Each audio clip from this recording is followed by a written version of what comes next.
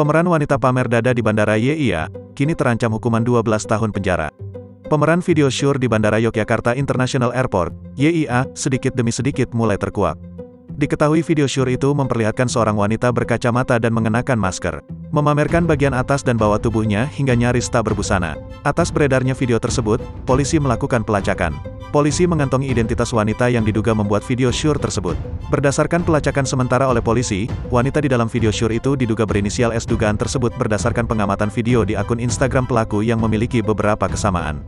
Kami menduga pelakunya S karena ada kesamaan atribut setelah diamati di akun Instagramnya entah dari kacamata atau atribut yang dikenakan lainnya, kata Kasih Humas Polres Kulon Progo, Ibtu Inenga Jeffrey, Jumat, tanggal 3 Desember tahun 2021, dikutip dari Tribun Jogja.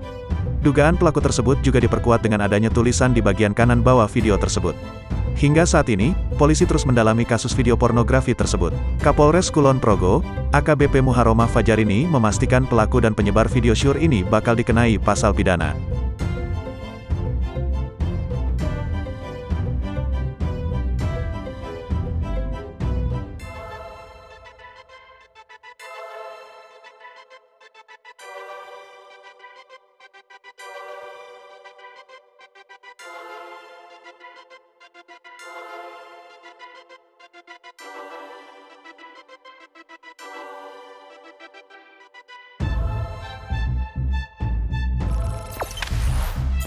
Jangan lupa subscribe, share, komen, dan like ya.